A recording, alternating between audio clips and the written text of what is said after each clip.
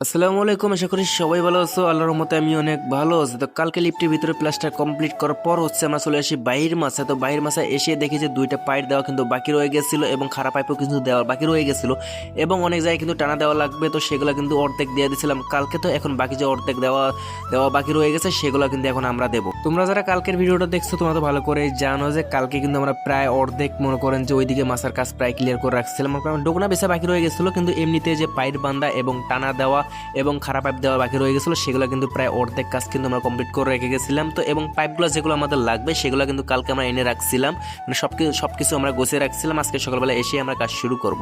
তো অলরেডি কিন্তু আমরা শুরু করে দিছি। প্রায় আমাদের দুইটা পাইপ দেওয়া লাগবে, ওই দুইটা কিন্তু প্রায় দেওয়া কমপ্লিট হয়ে গেছে। এটা দিলেই কিন্তু আমাদের হয়ে যাবে। এরপর হচ্ছে যে আমরা ডোকনা বেচাবো এবং এরপর হচ্ছে যে আমরা মাছা বেছিয়ে দেবো। যেহেতু আমরা কোম্পানির কাজ করি তো এই জায়গায় কিন্তু আমাদের মালামাল তেমন কোনো কমতি নাই, সবকিছুই কিন্তু রেডি থাকে। তো উপরে কিন্তু অনেকগুলো চালনি ছিল, সেগুলো কিন্তু অলরেডি আমরা বেচাই ফেলছি।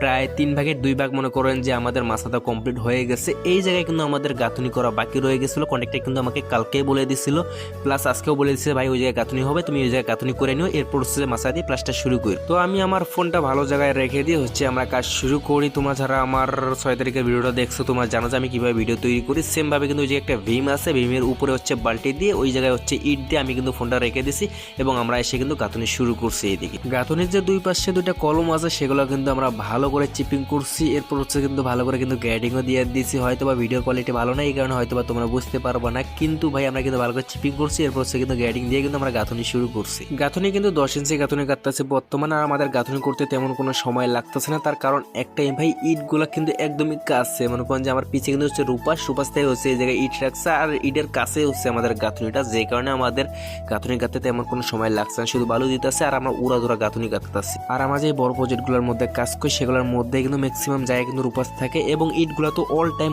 যে উপরে থাকে। মনে করেন যার যে জায়গায় ইট লাগবে সে জায়গায় কিন্তু কয়েকটা তুলে দেয়, হয়তো বা বালু তুলে কাজ করতে হয়। যেমন আমাদের উপরে বালু ছিল না, আমরা নিচ থেকে বালু তুলছি, সিমেন্ট তুলছি, এরপর যে আমরা কাজ শুরু করছি। আমাদের এই গাঁথনিটাই কিন্তু কলমের যে টপ আছে সেই টপ লেভেলে কিন্তু গাঁথনি হবে। তো কলমের টপ পর্যন্ত কিন্তু গাঁথতে গেলে কিন্তু আমরা নিচ থেকে কিন্তু গাঁথনি করতে পারবো না, যে কারণে যে আমাদের নিচে কিন্তু আমাদের 3-4টে ইট দিছি। এরপর যে এর উপরে আমাদের যে এই জায়গায় শাটার থাকে সেই শাটারগুলো দিয়ে আমরা খুব সহজে কিন্তু গাঁথনিটা কমপ্লিট করছি। এবং আরেকটা যে গ্যাপ আছে একদম কানের মধ্যে রূপাসে ওইদিকে কিন্তু আমাদের যে মাত্র 2 লেয়ার গাঁথনি গাঁথতে বলছে, যে কারণে আমরা 2 লেয়ার গাঁথনি গাঁথছি। তো এখন আমরা যাবো নিচে গিয়ে আমরা অনেক বালু তুলে রাখবো কালকের প্লাস্টারের জন্য। আমরা যে 4 জন কাজ করি আমরা সবাই গেছিলাম নিচে গিয়ে যে আমরা বালু লোড দিছিলাম। আমরা 3 কাছে বালু তুলছি, প্রায় 35 বস্তার উপরে যে আমরা বালু তুলছি। এবং আগের কিছু বালু ছিল, আমরা সকালবেলা যে বালু তুলছিলাম উপরে সেখানে কিন্তু বালু কিছু ছিল 4-5টা এবং সিমেন্ট ছিল 2টা এবং এখন আমরা কিন্তু 9টা সিমেন্ট তুলছি। তো মোটামুটি কালকে আমরা সারাদিন কাজ করে কিন্তু এই বালু শেষ করতে পারবো না। এবং সবার শেষে যে আমরা কিছু চালনি কিন্তু নিচ থেকে উপরে তুলে রাখছি, সেই চালনিগুলো দিয়েও কিন্তু আমাদের কালকে মনে হয় না যে মাছার কাজ কমপ্লিট হবে, মানে মাছা দেওয়া কিন্তু কমপ্লিট হবে না। এই যে চালনিগুলো তুলছি এগুলো দিয়েও